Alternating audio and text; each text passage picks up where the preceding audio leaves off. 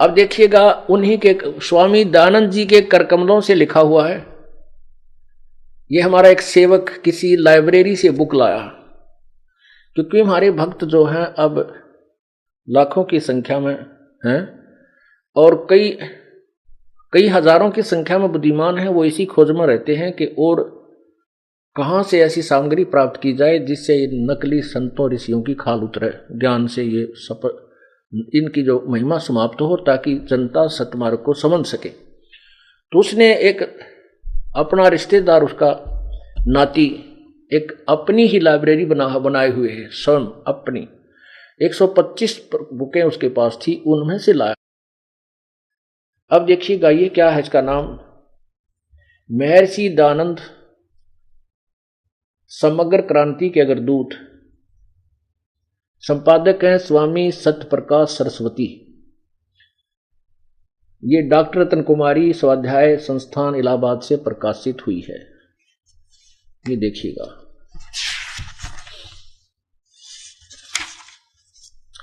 इसके अंदर शुरुआत है महर्षि दयानंद जीवन व्रत और कर्तृत्व।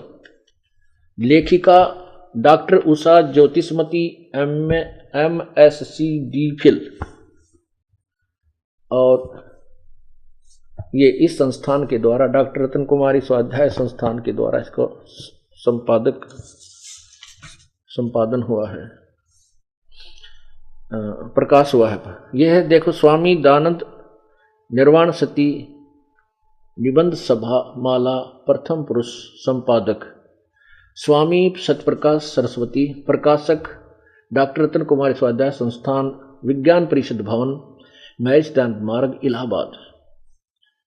मुद्रक है सरयू प्रसाद पांडे, नागरी प्रेस, अलोपी बाग, इलाहाबाद। इसके देखिएगा, ये यहां से स्टार्ट होता है और ये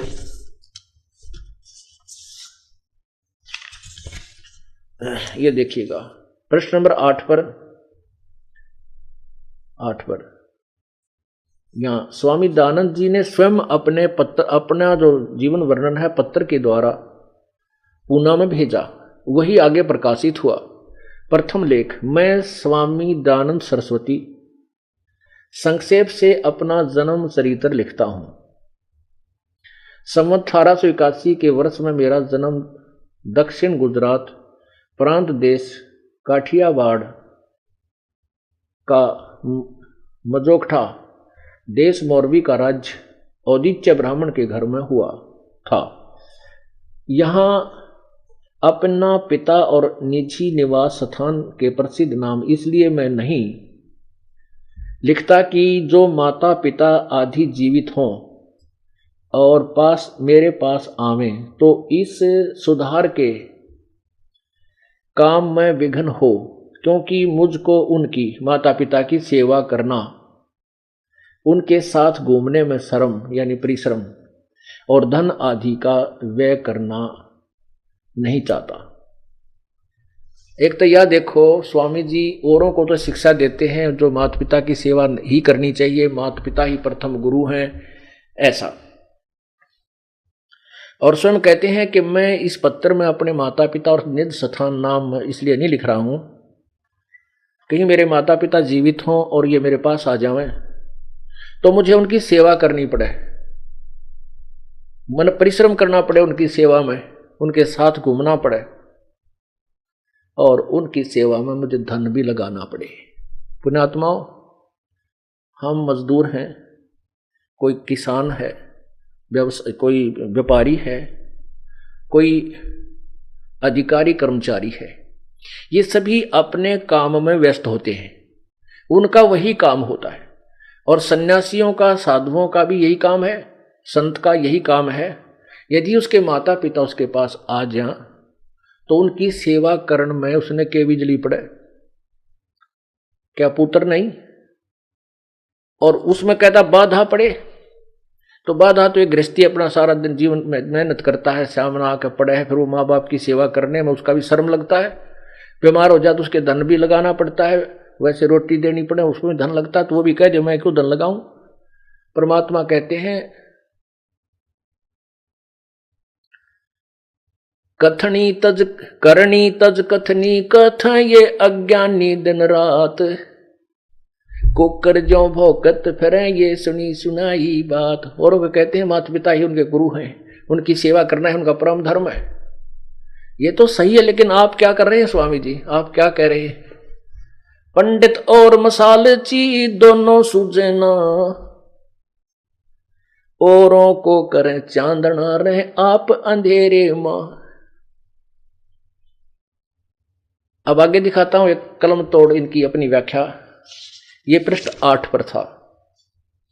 जीवन व्रत और कर्तृत्व अध्याय में जन्म ये 8 नंबर पे था। अब देखना 21 नंबर पे, पहले 20 नंबर से देते हैं क्योंकि इसे कर्म शुरू होता है, यहां से जुड़ता है इसका कर्म। ये क्या कहते हैं? ऐसे ही कुछ दिन और गंगा तीर पर विचरते हुए फर्रुखाबाद पहुंचा और वहां श्रृंगीरामपुर से होकर छावनी की पूर्व दिशा वाली सड़क से कानपुर जाने वाला था। तब संवत 1912 विक्रम समाप्त हुआ। 1913 संवत विक्रमी संवत अगले 5 मास में कानपुर व प्रयाग के मध्यवर्ती अनेक प्रसिद्ध स्थान मैंने देखे। आगे देखो, यहां आ जाते हैं।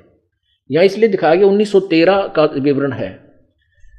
यहां ये 21 नंबर पृष्ठ है, उषा ज्योति स्मृति, और ये है जीवन व्रत और कर्तृत्व। इसकी लेखिका है उषा ज्योति स्मृति।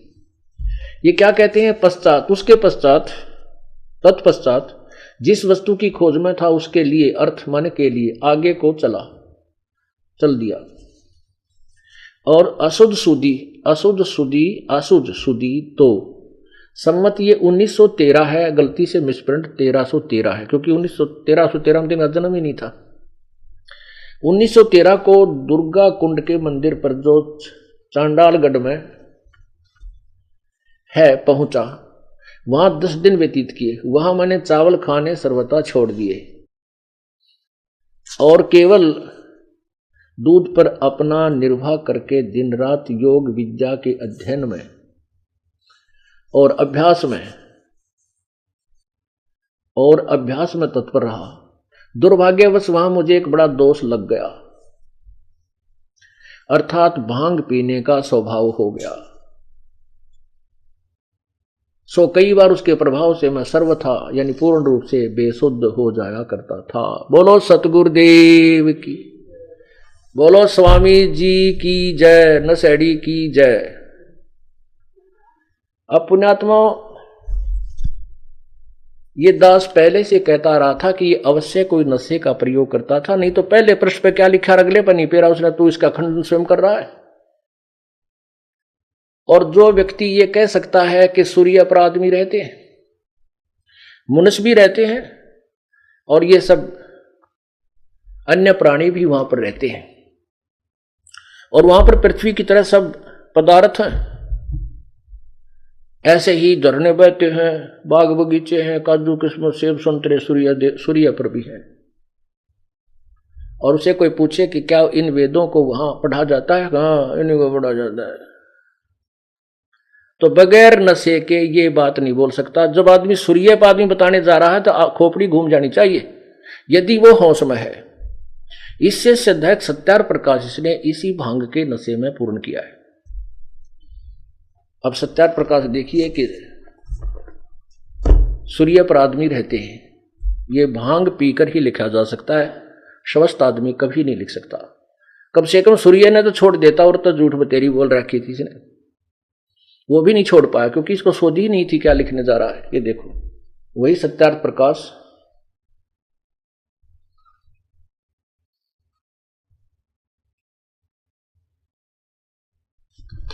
और यहां पर ये वही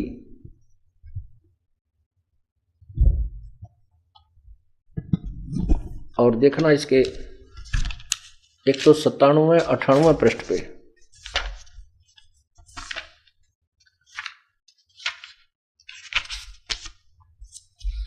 ये देखना, अष्टम 8वें समोल्लास में, नोट 7वें में नहीं 8वें, 8 अष्टम समोल्लास है, पृष्ठ 197 197 पे किसी ने प्रश्न किया, प्रश्न सूर्य चंद्र और तारे क्या वस्तु हैं और उनमें मनुष्य आदि सृष्टि है वा नहीं। उत्तर स्वामी जी का, ये सब भूगोल लोक, ये सब भूगोल लोक और इनमें मनुष्य आदि, मनुष्य और अन्य प्राणी भी, आदि माने अन्य प्राणी भी, प्रजा भी रहती है, क्योंकि पृथ्वी जल अग्नि वायु आकाश चंद्र नक्षत्र और सूर्य इनका वसु नाम इसलिए है कि इनमें सब पदार्थ यानी बाग बगीचे काजू किस्मत सब पदार्थ और प्रजा बसती हैं और यही सबको बसाते हैं, जिसलिए वास के निवास करने के घर हैं, इसलिए इनका नाम वसु है। जब पृथ्वी की तरह पृथ्वी के समान सूर्य चंद्र नक्षत्र वसु हैं तो पश्चात उनमें इसी प्रकार प्रजा के होने में क्या संदेह है। और जैसे परमेश्वर का ये छोटा सा लोक पृथ्वी, छोटा सा लोक मनुष्य आदि सृष्टि से भरा है वह है, तो क्या वे सब लोग शून्य होंगे? परमेश्वर का कोई भी काम निष्प्रयोजन नहीं होता। तो इतने असंख्य लोकों में मनुष्य आदि सृष्टि न हो तो सफल कभी हो सकता है? इसलिए सर्वत्र मनुष्य आदि सृष्टि है। अब देखो,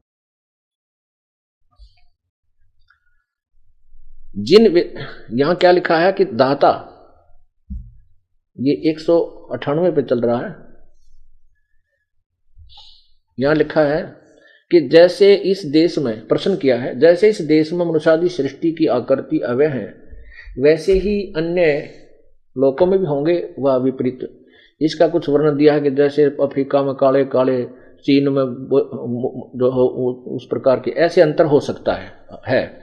आगे देखो, दाता परमात्मा ने जिस प्रकार के सूर्य चंद्र ध्रुव भूमि अंतरिक्ष और तरसत यानी वहां पर है, वहां पर सुख विशेष पदार्थ पूर्व कल्प के में रचे थे वैसे ही इस कल्प अर्थात इस सृष्टि में रचे हैं तथा सब लोक लोकांतरों में भी बनाए हैं, भेद किंचित मात्र नहीं है। देखो सब पदार्थ क्या कहते हैं कि दाता परमात्मा जिस प्रकार सूर्य चंद्र ध्रुव आदि अंतरिक्ष और तरसत ये सूर्य चंद्रमा आदि बनाए और वहां पर सभी पदार्थ बनाए, पहले बनाए थे सुख विशेष पदार्थ तो खास सुख देने वाले जैसे काजू किस्मत सेब संतरे जल है, ये सब उस वहां भी पूर्व कल्प में भी रचे थे और वैसे ही इस कल्प में भी रचे। अर्थात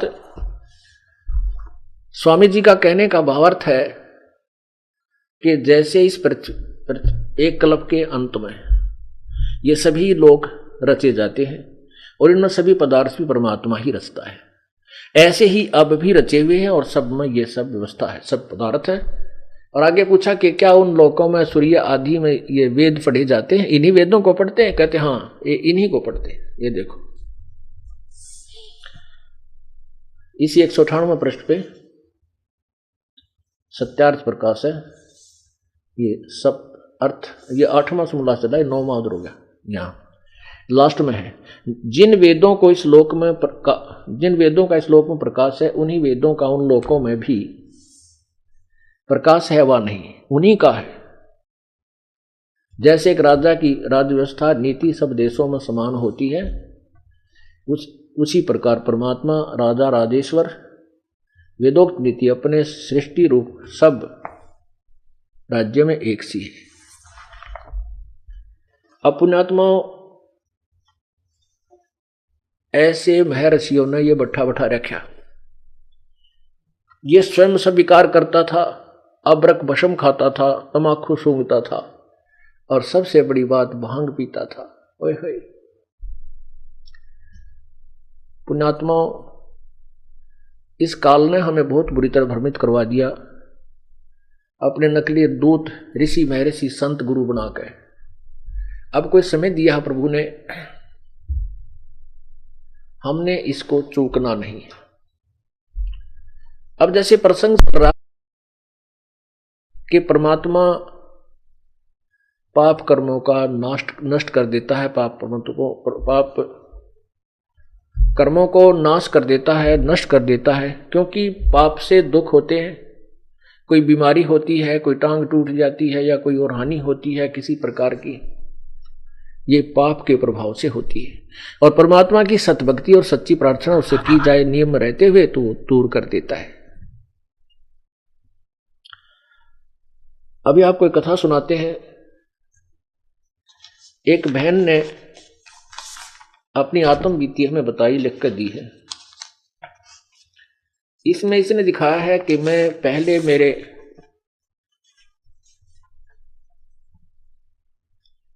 यानी बच्चादानी में कैंसर डिक्लेयर कर दी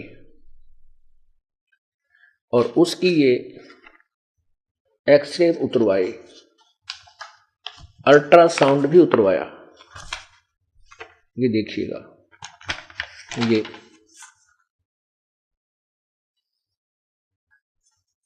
ये कहां से? Neelam ultrasound and x-ray centre, Jind से। तो इन्होंने बताया कि आपको बहुत ज्यादा भयंकर जो है वो होगी है, कैंसर आपको है। इसमें सब टेस्ट वेस्ट किए, बहुत ज्यादा टेस्ट किए हुए इस पे।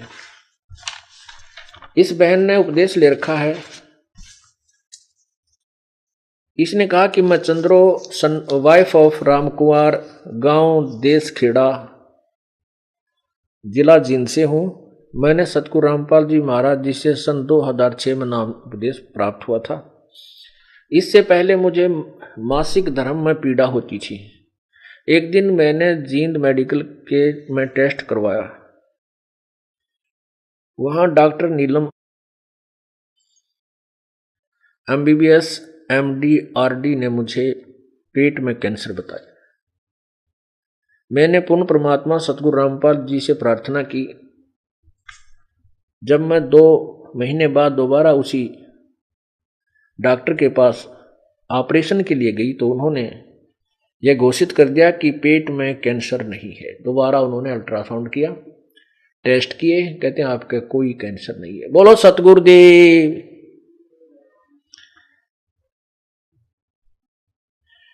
एक महीने के बाद मैं रोहतक PGI के अंदर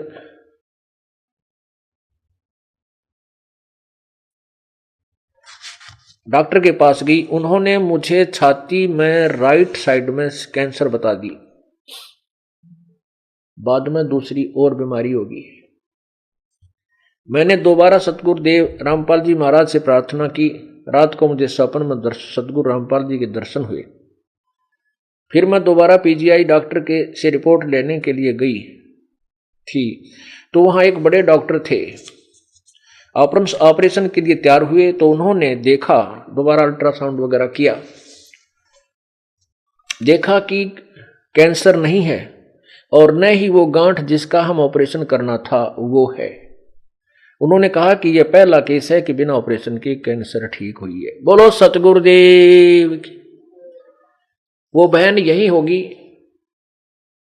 चंद्रो पत्नी रामकुमार, गांव देसखेड़ा।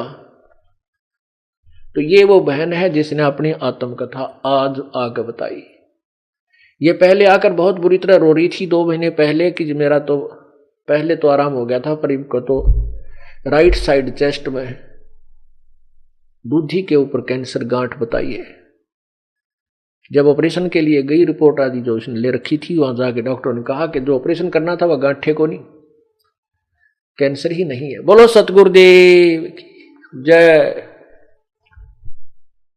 कई एक्सरे बनवा रखे हैं, ये रोहतक मेडिकल का भी है, ये चेस्ट का है, और भी रिपोर्ट है अल्ट्रासाउंड वगैरह की। समझदार को संकेत ही बहुत होता है, अनजान लोग तो फिर बाल की खाल उतारने में लगे रहते हैं और वो परमात्मा से दूर ही रह जाते हैं। परमात्मा के काम में भक्त को कभी भी ये मन में नहीं आनी चाहिए कि भगवान ऐसा नहीं कर सकता। कबीर परमेश्वर की कबीर परमेश्वर के शब्द कोश में इम्पॉसिबल वर्ड नहीं है, उनकी डिक्शनरी में इम्पॉसिबल वर्ड नहीं है, असंभव शब्द नहीं है। और जब तक हम परमात्मा पर पूर्ण विश्वास नहीं करते तो हमारी भक्ति भी अधूरी ही रह जाती है। एक समय इस दास के घर पे एक आर्य समाज से संबंधित एक 5वीं कक्षा का अध्यापक, वो हमारे ही उस कॉलोनी में सरकारी स्कूल में अध्यापक था, वो हमारे इस दास के ही मकान में रहा करता था किराए पर। बहुत अच्छा स्वभाव का आदमी था, बोलन चालन में बिल्कुल बहुत ही अच्छी आत्मा लगता था बर्ताव के अंदर। एक दिन पहले ये दास भक्ति मार्ग पर नहीं लगा था, तब उससे वार्ता होती थी तो वो अपने जैसा ज्ञान था उसको आरूढ़ होकर के मुझे सुनाता था। हम मान लेते थे कि भी जैसे द्रौपदी का चीर बढ़ गया, वो नहीं मानते थे, कहते हैं ऐसा कुछ नहीं हो सकता, ये तो भ्रमित करने वाली बातें हैं, कोई रोग आदि ठीक भगवान नहीं कर सकता।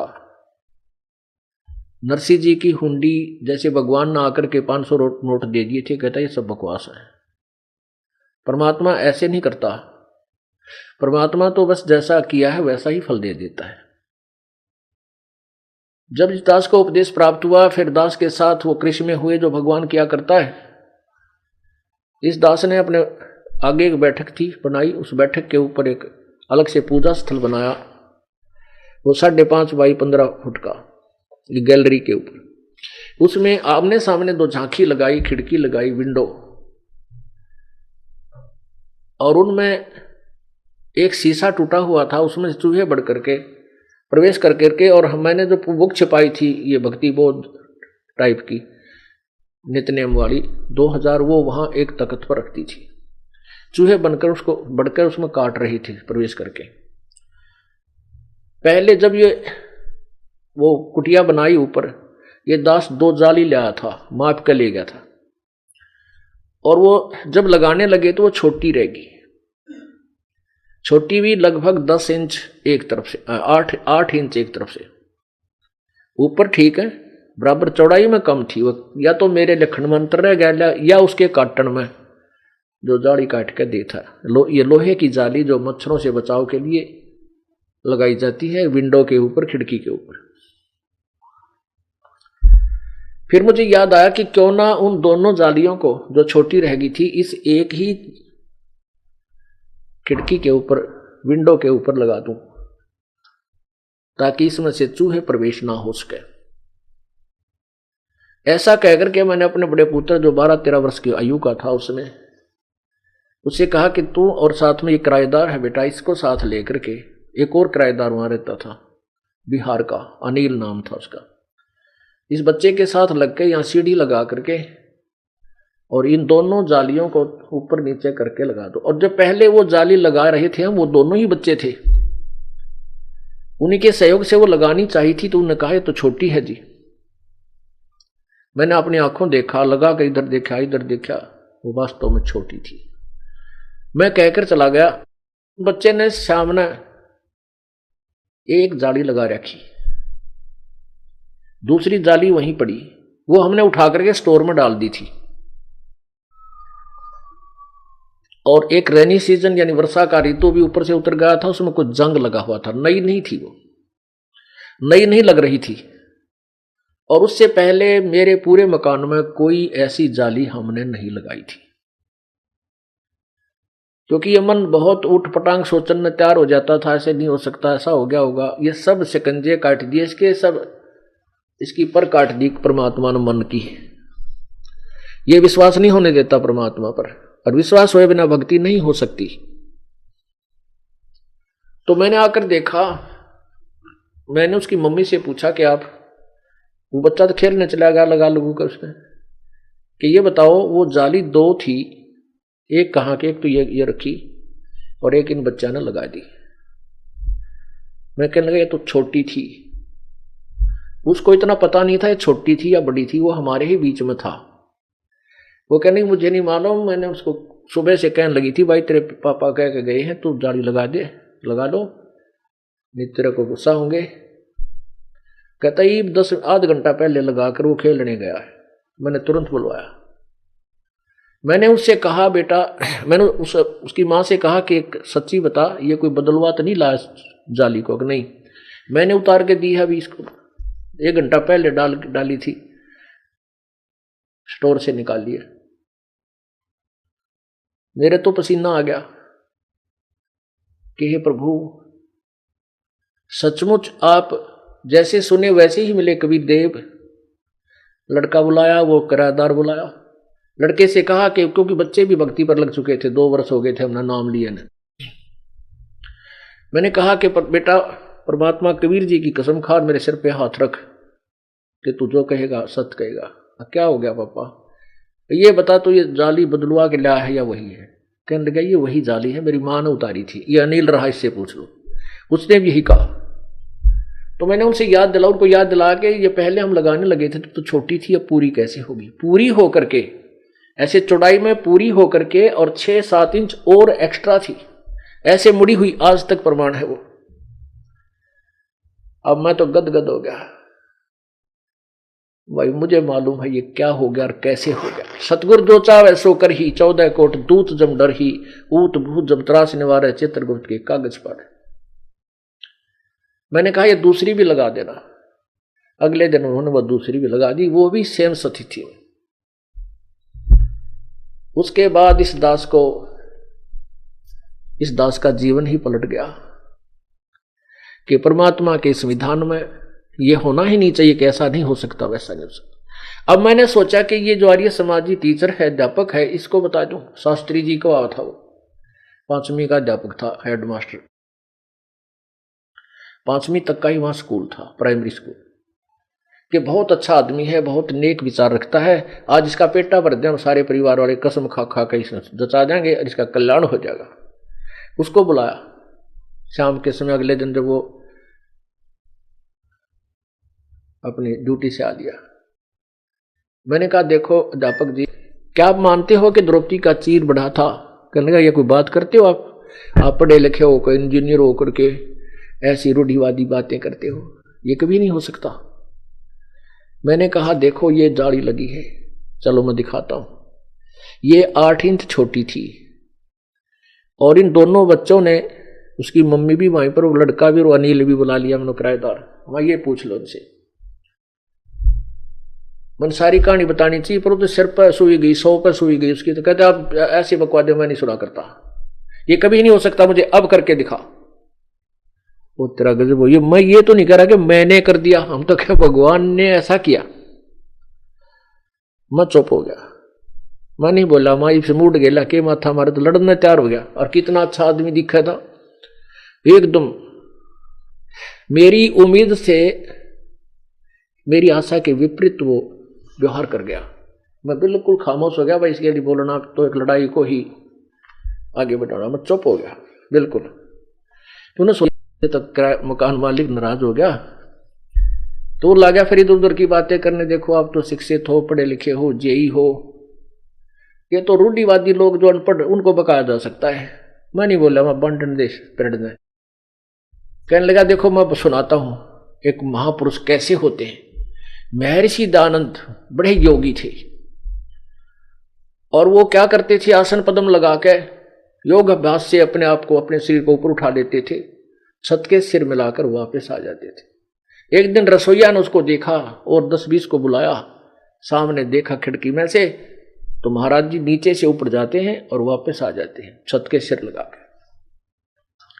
मैंने कहा कति झूठ, दौड़ी झूठ, मैं नहीं मानता, आप करके दिखाओ, अब करके दिखा। हो गया दौड़ाबू। ये बोला तू पहले वाला रामपाल ना रह रहा, अब तो नारी कबीर पंथिया ने घना शाना बना दिया। कमाल के आदमी, नहीं बात स्वीकार करी, उठ कर चला गया। पुण्यात्माओं, ये दयानंद के बोए हुए बीज हैं जो पुण्यात्माओं को गुमराह कर दिया। नशा पी कर लिख गया, जो उआ बाई जो मन में गंद बकवाद आई वाई ठोक दी इसमें, नरा कोबाड़ भर रखा है, बेहुदा ज्ञान जो किसी दृष्टिकोण से भी एप्लीकेबल समाज में नहीं किया जा सकता। और इसको अभी तक शिरोधार्य रखा करते थे। अब बुद्धिमान समाज इसको धिक्कार रहा है। पुण्यात्माओं, एक समय दो भक्त अपने घर में साधना करते थे, अपने झोपड़ी डाल रखी थी उन्होंने। एक ने 40 वर्ष हो गए थे साधना करते, उसकी दाढ़ी, सिर के केस बढ़े हुए थे, बड़ा महापुरुष ऋषि नजर आता था। एक भक्त ने अभी 4 वर्ष से ही साधना प्रारंभ की थी। एक देवदूत आता था, वो उनसे प्रभु की चर्चा किया करता था, बड़े गदगद होते थे। एक दिन देवदूत ने भगवान से कहा कि प्रभु, ऐसे ऐसे उस ग्राम में आपके 2 बड़े श्रद्धालु भक्त रहते हैं, आप में अटूट श्रद्धा रखते हैं, अटूट विश्वास है आपके ऊपर। भगवान ने कहा कि नहीं, उनमें से एक ही मेरा परम भक्त है, एक तो डोंगी है। तो उसने कहा कि हाँ, वो होगा जो अभी 4 वर्ष से लगा है। परमात्मा ने कहा नहीं, जो 40 वर्ष से लगा है वो पाखंडी है, उसको विश्वास नहीं है मेरे पे। अब देवदूत कैसे माने कि 40 वर्ष से जो दाढ़ी बढ़ाकर भक्ति कर रहा है और वो नौका उसको कह रही है, वो सुन्न हो गए। भगवान ने सोचा कि देवदूत का जची नहीं, यह बात यकीन नहीं आई। तब भगवान ने कहा कि देवदूत, क्या आपने मेरी बात पर अविश्वास है? देवदूत ने कहा नहीं प्रभु, आपकी बात पर अविश्वास नहीं हो सकता, लेकिन हम जीव बुद्धि के लोग हैं, व्यक्ति हैं, मेरी बुद्धि इसको स्वीकार नहीं कर पा रही है। परमात्मा बोला मैं करवाता हूं स्वीकार तेरे थे। आज आप जिस समय जाते हो उससे 2 घंटे देर से जाना, और जब वो कारण पूछे तो ऐसे ऐसे कहना, ठीक है, और फिर उनकी क्या प्रतिक्रिया हो फिर मुझे बताना। उनकी परीक्षा हो जाएगी कौन सच्चा श्रद्धालु है और कौन नकली सांग है। देवदूत 2 घंटे दूर गया, देर से गया तो पहले गया वो 40 वर्ष वाले दूर है, क्योंकि उसको तो पक्का विश्वास था तो खरे आदमी पाओगा। उस 40 वर्ष वाले साधक ने कहा कि देवदूत, आज देर होने का क्या कारण है? आप नहीं आते हो तो हमारे भूख सी बनी रहती है, प्रभु की चर्चा होती है आपके साथ बैठ के, आनंद आता है, आनंद आता है। देवदूत ने कहा कि बताओ महात्मा जी, बताऊं तो जच्चे ना, और बिना बताए मेरा पच्चे ना, बतानी मना जरूर पड़ेगी। अग बता क्या बात है? आज भगवान ने कमाल कर दिया, अनहोनी कर दी। क्या कर दी कि सुई के नाके में का जिसमें धागा डाला करें उसमें से हाथी निकाल दी। और भाई वो समय महात्मा जी निर्धारित था, मैं देखने के लिए रुक गया कि भगवान कैसे निकालेंगे। तो वो कहता है 40 वर्ष वाला साधक, कहते हैं देवदूत, ऐसी गोपोड़ पेल जो किसी का जच जा, ऐसी झूठ नहीं बोला करते, ये कभी हो सकता है? अरे बुद्धिमान, ये कभी संभव हो सकता है? अब देवदूत उस डांगर के मुंह का ना देखे, देख तेरा गजब हुई हो, भगवान पे अविश्वास और भक्ति का ढोंग कर रहा है। उठ कर चाल पड़ा, भगवान ठीक है, कहते तो नरा पशु है। अब गया उस 4 साल वाले के बाद पास के, यूं तो मैं कंडेम पाओगा जब 40 साल वाले ने ये ऐसी व्याख्या दी है। उसने डरते डरते ने कही, भाई जवान बालक है, कदे घटना दे तुझे। बैठा रहा, उसने भी कारण पूछा देर से आने का, उसको भी ऐसे ही बताया गया। तो उसने पूछा कि क्या बात है बताइए। देवदूत ने कहा कि देरी ऐसे आने का कारण मैं बताऊं तो जच्चा नहीं, किसी का यकीन नहीं होता।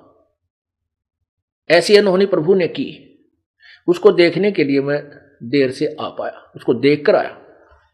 और वही नहीं बताऊं तो मेरे पर डटा जाना, बताऊंगा। तो वो कहने लगा बताओ क्या बात है। वो 4 वर्ष वाला कहने लगा बताओ क्या बात है।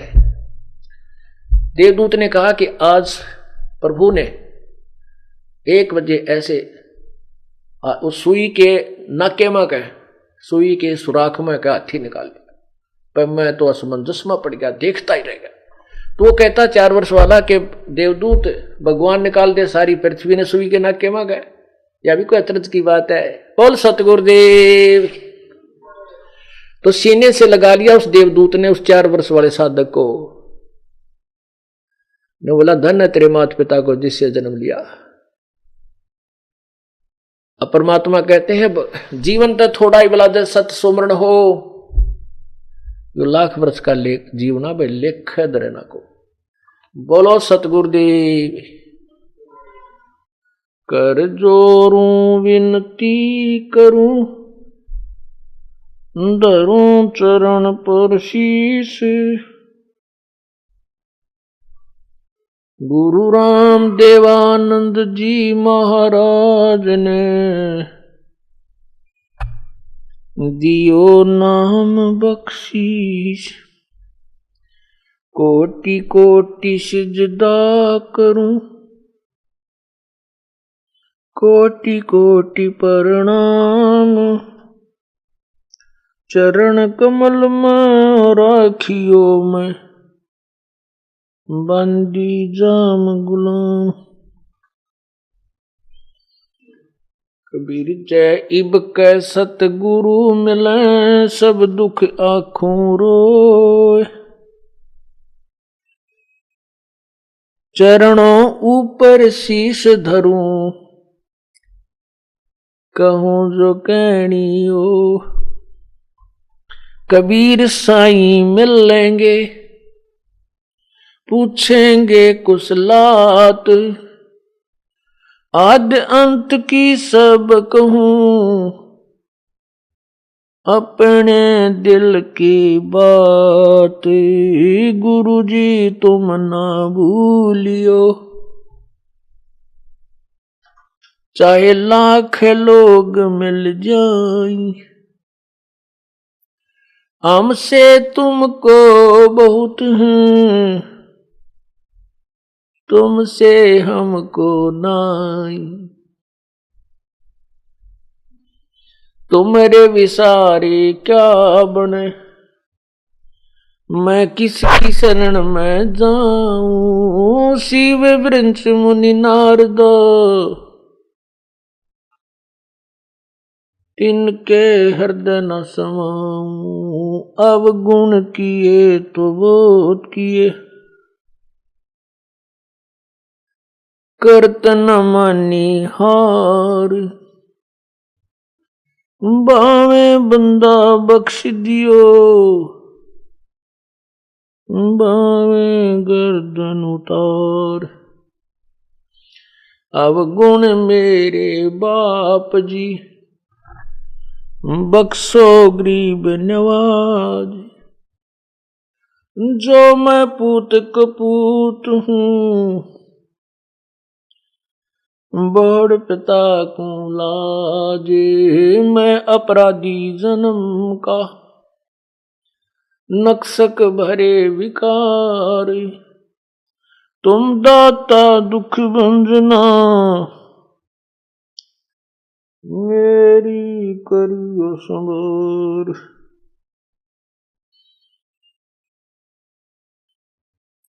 कुत्ता तेरे दरबार का, मोतिया मेरा नाम। गले प्रेम की जेवड़ी, जहाँ खेचो वहाँ जाऊं मैं। तो करो तो बावड़ू, दूर दूर करो तो जाऊं। जो रखो तो ही रहूं, जो देवो सो खाऊं।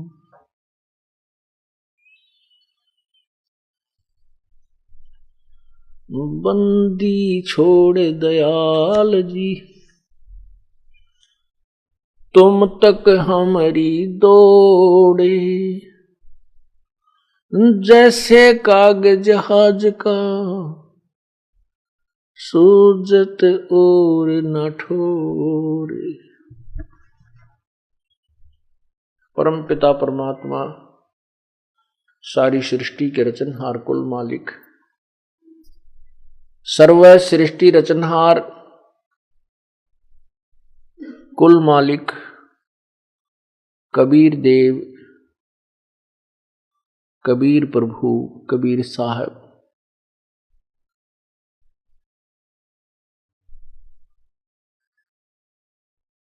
ये पूर्ण परमात्मा है, ये वही भगवान है जो हमारे दुखों का निवारण कर सकते हैं। अन्य जो भी परमात्मा है, श्री ब्रह्मा, श्री रजगुण ब्रह्मा जी, श्री विष्णु जी सतगुण, श्री शिव जी तमगुण, ब्रह्म परब्रह्म यानी क्षर पुरुष अक्षर पुरुष, ये परमात्मा केवल किए हुए कर्म का फल ही दे सकते हैं। इनके पास इसमें अब किए हुए कर्म के अंदर परिवर्तन करने का अधिकार नहीं है। पूर्ण परमात्मा, सारी सृष्टि के रचनहार कबीर देव कबीर प्रभु ही हमारे भाग्य में परिवर्तन कर सकता है।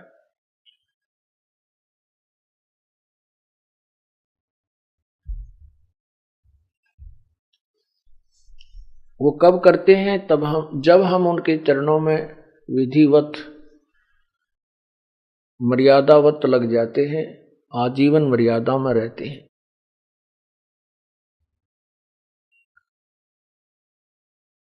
यहां पर दो शक्तियां हैं विशेष, जैसे ब्रह्म अर्थात ज्योति निरंजन काल, और दूसरा ये पूर्ण ब्रह्म।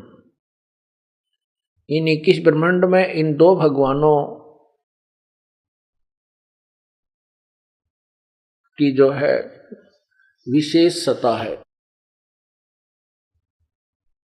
इस ज्योति निरंजन काल ने 2 बार तप करके, 2-3 बार तप करके यहाँ के ये 21 ब्रह्मांड प्राप्त किए और यहाँ सृष्टि रचना की सामग्री प्राप्त की।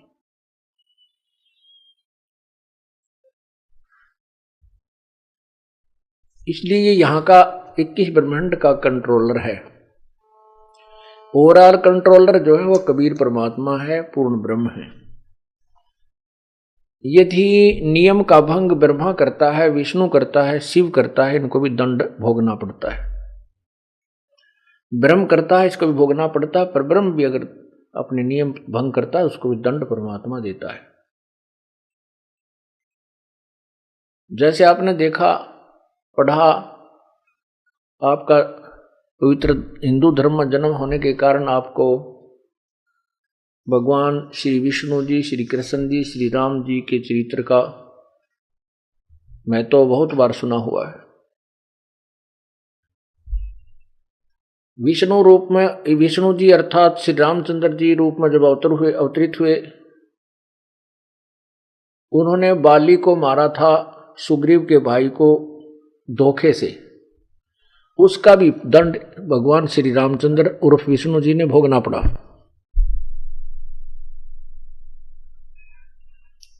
जब वही विष्णु श्री कृष्ण रूप में अवतरित हुए द्वापर युग में, उसी बाली वाली आत्मा ने जो उस समय में एक शिकारी रूप में अवतरित थी, यानी जन्म था, उसने एक जहर के विषाक्त जहर से बुझे हुए तीर से भगवान श्री कृष्ण जी का वध किया। तो इससे सिद्ध है कि पूर्ण परमात्मा, सारी सृष्टि का रचनहार, कुल मालिक कोई और है जो इन्हें भी सजा देता है, इनको भी दंड भोगने के, कर्म भोगने के लिए बाध्य करता है। पुण्यात्माओं, अभी तक हम परमात्मा के विषय में बहुत अपरिचित हैं, हम प्रभु की परिभाषा से भी परिचित नहीं हैं। अब कृपा हुई है परमात्मा परमेश्वर की कि हम इस मार्ग को समझने लगे हैं।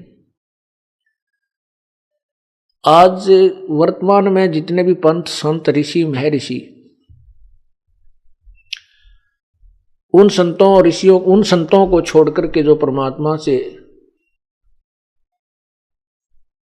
जिन्होंने परमात्मा का साक्षात्कार किया है,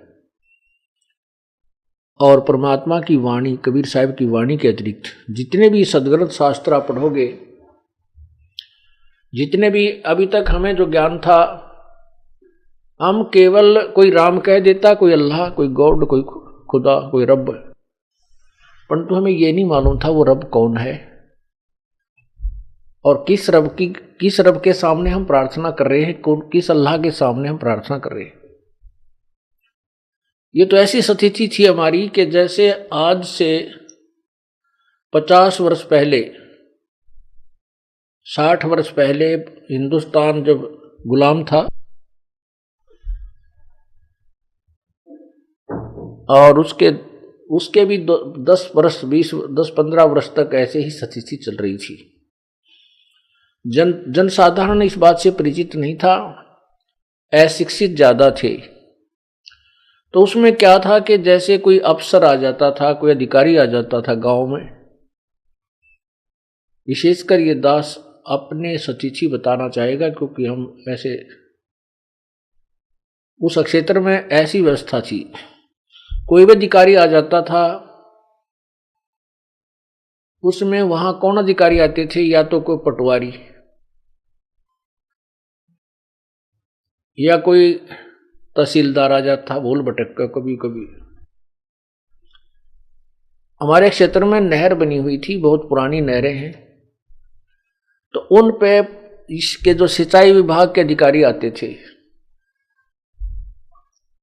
तो वो उस समय एक रिवाज थी कि कैप डालते थे अपनी, जो है ना, एक उनका ऐसा वेशभूषा थी या वैसे अपने किसी शौक से डालते थे। तो जो कैप डालकर आता था, जिसके सिर पे हैट होता था यानी टोप होता था, जिसके सिर पर हैट होता था, टोप, उसको कहा करते साहब आ रहा है। कौन साहब है कि सिंचाई विभाग का,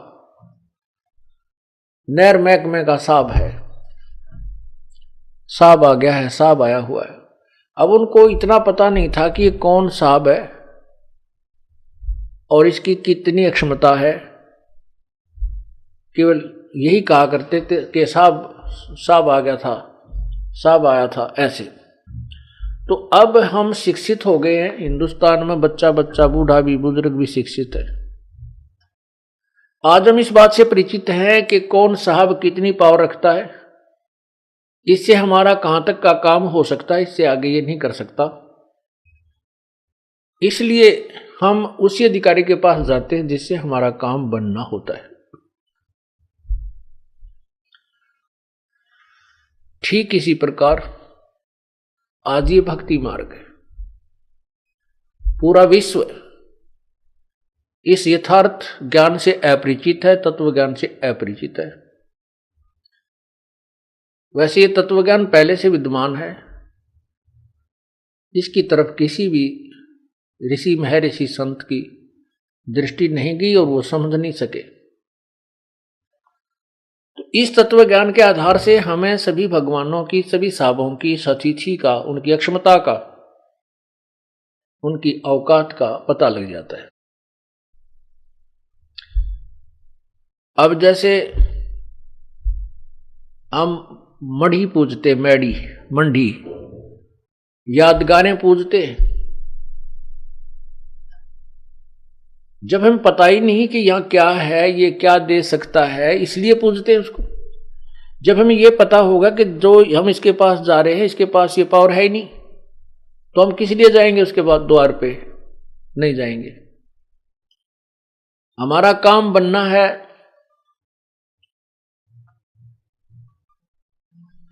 हमारा काम, हमारा जो हमारे लेवल का काम जो है वो डीसी के सत्र का है, डिप्टी कमिश्नर के सत्र का। तो हम पटवारी के पास किस लिए जाएंगे, या हम तहसीलदार के पास किस लिए जाएंगे और उसको याचना करते रहें कि तो आप ही करोगे, आप ही हमारे सब कुछ हो, ये वो कर ही नहीं सकता। तो हम जब समझदार होंगे, हमें पूर्ण ज्ञान होगा, हम सीधे डीसी से मिलेंगे और अपनी प्रार्थना रखेंगे। इसी प्रकार जो हमारा काम होना किसी मंत्री से, डीसी के लेवल का भी सत्र का नहीं है वो, तो फिर हम मंत्री के पास जाएंगे, सीधे जाएंगे, क्योंकि ज्ञान हमें, और मंत्री के स्तर का नहीं है तो मुख्यमंत्री से मिलेंगे, और मुख्यमंत्री के लेवल का नहीं है, सत्र का नहीं है, तो हम प्रधानमंत्री से मिलेंगे। ठीक इसी प्रकार अब हम अपनी भक्ति मार्ग के पूरे मार्ग को समझ चुके हैं, समझ रहे हैं, और हमें पता चल रहा है कि ये भगवान इतने हैं, ये भगवान इतनी पावर रखते हैं, ये इतनी रखते हैं, लेकिन ये बुरे नहीं है। कोई ये कहे कि हमने तो नहर महकमे के एससी से मिलन हो गया, हमारा उनसे मित्रता, तो उसी ये नहीं कि वे नीचे के महकमे के जेई या एसडीओ एक्शन कुछ भी नहीं है, उनको अपनी पावर रखते हैं, वो हमें बुरे नहीं लगते। और जब उनको ये पता चल जाएगा कि इस व्यक्ति का मित्र ऐसी है, तो वो सब भाग भाग कर उसका काम भी करेंगे, निर्बाध कर देंगे, लेकिन उनके साथ शिष्टाचार और व्यवहार हमारा प्रॉपर रहना चाहिए। इसी प्रकार ये ब्रह्मा विष्णु महेश एक निम्न सत्र के भगवान है, साहब हैं, और ये बुरे नहीं है। इनकी जितनी अक्षमता पावर है वो अपना काम अवश्य करते हैं और बहुत ही निर्णायक करते हैं। ये परम आत्मा है, श्रेष्ठ आत्मा है। परम आत्मा माने श्रेष्ठ आत्मा, अच्छी आत्मा है। ये हमारे से अच्छी आत्मा है, इनके अंदर बहुत सद्गुण है जो जन साधारण के अंदर नहीं हो सकते। फिर भी इनसे त्रुटियां हो जाती हुई है, वो अलग बात है। जैसे कल के सत्संग में सुना था, वो तो एक जीव संज्ञा में है, लेकिन जीव होते हुए भी ये शिष्ट ज्यादा है हमारे से, दया भी इनके अंदर अधिक है। तो कहने का भाव ये है हमारा कि हम परमात्मा की परिभाषा से परिचित हो जाएंगे, फिर हम अपनी साधना उसी तत्व ज्ञान के आधार से करेंगे।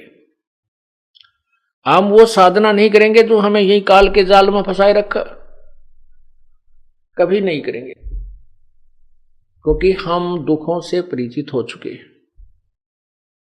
पहले तो हम ये सोचा करते थे कि जो हमें ये कष्ट हो रहा है, कोई किसी का बेटा मर गया, किसी की बेटी मर गई, किसी को कैंसर होगी, कोई किसी कारण से दुखी है, कोई किसी कारण से, तो हम ये सोचा करते थे ये तो ऐसा ही जीवन है, ये तो सब चलता रहे चलेगा। और इन ऋषियों महर्षियों ने भी ऐसा काम बिगाड़ रखे, कहते जन्म मृत्यु तो मिट ही नहीं सकती, तो सदा कांस्टेंट रहेगी। तो हमने संतुष्टि भी कर ली, वही तो बीमारी लग गई रहेगी, जन्म मृत्यु तो होती रहेगी।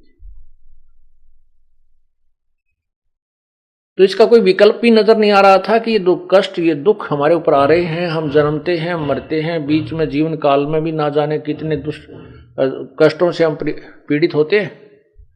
तो हमने ये मान रखा था कि ये तो होना ही होना है, ये तो होगा ही होगा। फिर हम ऐसे संतुष्टि करते थे जैसे किसी के 4 पुत्र हैं और उसके 3 पुत्रों की मृत्यु हो जाती है।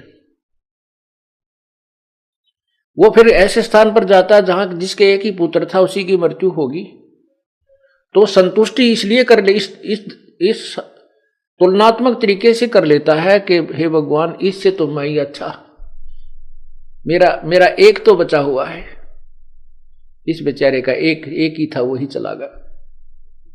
तो इसलिए वो राहत महसूस करता है, चलो मैं तो बचा हुआ, मैं तो इससे बहुत ठीक हूं, ये मेरे से भी दुखी है। ऐसे ही संतुष्टि करके हम अपना यहां टाइम पास कर रहे हैं। परमात्मा बंदी छोड़ कहते हैं, झूठे सुख को सुख कहे ये मान रहा मन मोदे, ये सकल चबीना काल का, कुछ मुख में कुछ गोद। एक भक्त आया, उसके एक ऐसी कन्या उत्पन्न हुई जिसके गुदा नहीं थी, टट्टी का रास्ता नहीं था। वो मेडिकल में कहने लगा, मैं बहुत चिंतित हुआ, हे भगवान क्या होगा मेरे साथ, क्या होगा, क्या बहुत ना उपदेश उसने बाद में लिया। फिर बताई अपनी हिस्ट्री। फिर वो गया वहां पर मेडिकल में लेके गया उसको, तो वहां उसने 4-5 केस और ऐसे ही मिले उस वार्ड में। वो बताता है कि फिर मैंने ये राहत की महसूस किया, मुझे कुछ राहत मिली। क्या राहत मिली कि मेरे जैसे और भी बहुत है। बता इससे क्या लाभ हो गया उसको? उसकी लड़की का तकलीफ है और वो बिल्कुल बहुत भयंकर है, इसी और भी पा गए तो उसको क्या राहत मिली? इन्हें बोला फिर मेरा दिल सा टिक गया। पुण्यात्माओं, आड़त यहां पर तो ऐसा ही है, कोई विकल्प है नहीं। अपनी संतुष्टि एक दूसरे को देखकर हम दिल डांट लेते हैं, लेकिन ये सुख नहीं है।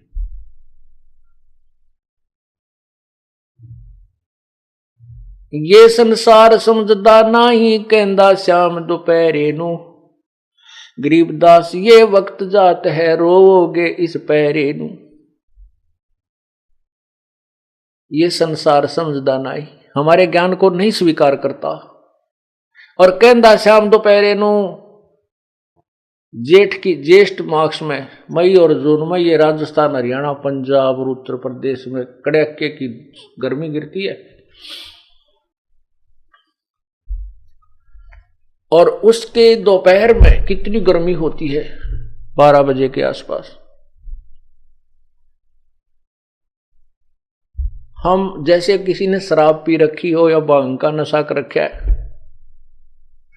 वो कहीं पड़ा है, धूप में पड़ा है, उसको महसूस नहीं हो रहा तुझे धूप लग रही है, और पसीना पसीना बुरा हाल, जागाए हुए मरने की मृत्यु को प्राप्त हो जाए अगर ऐसे पड़ा रहे तो। उसको कोई भद्र पुरुष कहता है कि भाई तू यहां से उठ, बहुत गर्मी है, तुझे गर्मी लग रही है, चल तुझे छाया में छोड़ देता। वो कहता है छोड़ दे, जो रही है, कोई गर्मी वर्मी नहीं है। तो वो नशे में है, इतनी भयंकर पीड़ा को वो पीड़ा नहीं मान रहा। तो हम सभी इस काल के अज्ञान की भांग पी चुके हैं, इसलिए उस भांग के नशे में हम ऐसा बोलते रहते। कबीर ये माया अटपटी, सब घट आन अड़ी, किस किस को समझाऊं या कुएं भांग पड़ी। एक बहुत बड़े कूप में, कुएं में, और मन 2 मन 1 क्विंटल भांग घोल के गिर दे कोई, उस जल को जितने भी व्यक्ति पीवेंगे सभी को नशा होगा। और नशे वाला व्यक्ति से 100 मिले आपको, 100 के 100 एक जैसी भाषा बोलेंगे। तो काल ने अपने 21 ब्रह्मांड के कूप में अज्ञान की भांग डाल दी। इस अज्ञान की भांग में हम इतने उलझ चुके हैं, इतने नशे का प्रभाव हमारे ऊपर हो चुका है कि हम इसी सुख को सुख मान बैठे।